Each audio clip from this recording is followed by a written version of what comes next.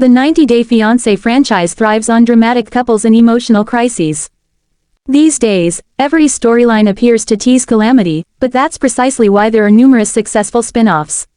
This season of The Other Way has made history by presenting the franchise's first-ever Throuple. On initial inspection, it appeared that the show was becoming more open-minded.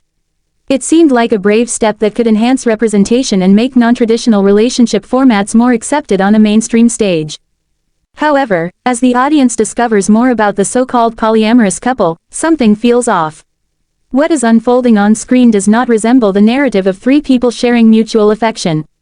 Instead, it gives the impression of the disintegration of a one-sided dynamic, one that resembles more of a love triangle than a throuple. And TLC may not be concerned. In fact, this could be precisely what they anticipated.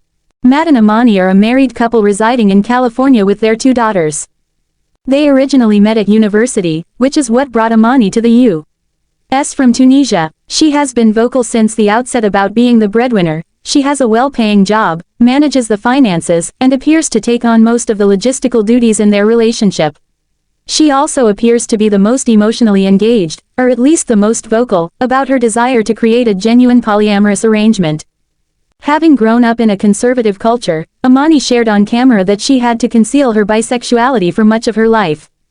However, this polyamorous relationship with Annie has permitted her to explore her attraction to women while still being in her marriage. They say opposites attract, and this certainly appears to be true with Matt. He's more easygoing, soft-spoken, and notably does not work. He is a stay-at-home parent to their daughters. Amani may take the lead in the relationship, yet Matt seems completely smitten from the start, as if he would do anything to ensure her happiness, including participating in a throuple. Matt and Amani are not unfamiliar with reality television. In fact, it seems they may have been trying to enter the industry for some time. In 2023, they participated in Netflix's How to Get Rich, which is hosted by financial expert Ramit Sethi. The couple sought guidance on how to enhance their financial circumstances but hardly discussed their personal lives, let alone any interest in polyamory. The fact that Matt and Amani appeared on a reality program so recently indicates they've been searching for a way to maintain their presence on television, and they might have ulterior motives for being in a throuple. Recognizing it as an unusual and contentious relationship structure, they may have perceived a need to make it succeed for the cameras. 90-Day Fiancé has a reputation for propelling the careers of countless social media influencers, so it isn't an implausible notion. When viewers are introduced to Annie, her physical resemblances to Amani are instantly apparent. She possesses full lips, a curvy figure, and long, dark hair. Annie presently resides in Mexico and is contemplating moving to the U.S. if her relationship with Matt and Amani develops.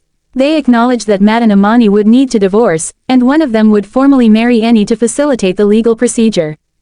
What adds to the complexity is that Annie also has children, 3, to be precise, including her 7-year-old daughter who resides with her.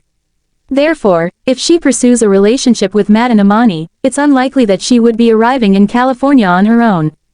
Although Annie is portrayed as emotionally expressive and playful, she does not engage with Matt and Amani in the same manner. There have been several occasions where Annie distinctly exhibits greater intimacy towards Matt. This implies she might be more focused on establishing a relationship with him, and that the polyamorous arrangement may not be the intended outcome.